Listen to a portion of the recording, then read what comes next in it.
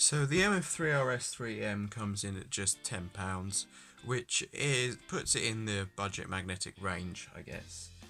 In my opinion, they were a bit lazy with the name because the MF3 RS3M is extremely fast and far too flexible, and it also comes with this really silly corner screw which hasn't been replicated, where you can actually take this off and it becomes even less stable and controllable, which is really stupid. But anyway, now they've got a much better new version called the MF3 RS3M 2020.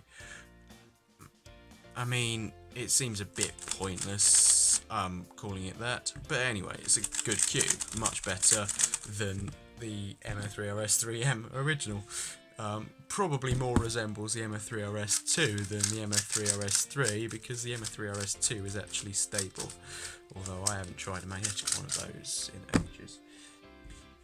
Now, it has, I would say, 55 degree standard corner cutting, and I would say about 32 degrees reverse, which does leave a tiny non-corner cutting spot, which can lead to some lockups. I mean, it shouldn't really be a problem, but it is something to bear in mind, I guess. Now, it's got 4x1 magnets, and they're very weak, I would say.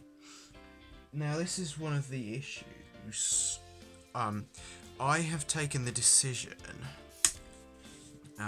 after watching some other reviews, to actually put some extra 2x2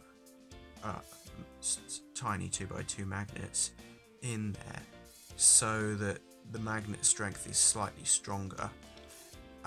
So for all cubes that are sold of this, I'm going to put 24 of these little tiny 2x2 magnets, which you can just add into the edge and make it slightly stronger. You don't need to worry about polarity or glue or anything like that. Just put them in and it will make it slightly stronger in the magnetic strength, which I prefer personally. It also, interestingly, comes with a elasticity adjustment system.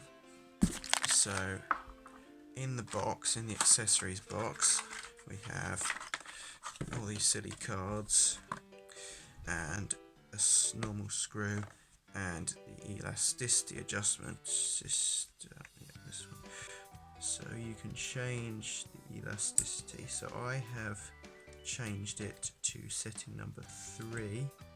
So slightly tighten the factory.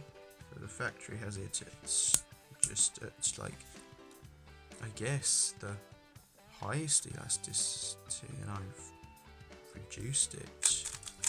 I'm not quite sure. But yeah, I've changed the elasticity 3 turns. It has 8 and then resets. And it's 86 grams, which is actually, well, it's slightly more with the extra magnets, but 86 grams, which is actually not that light, actually. It's quite heavy for a modern cube.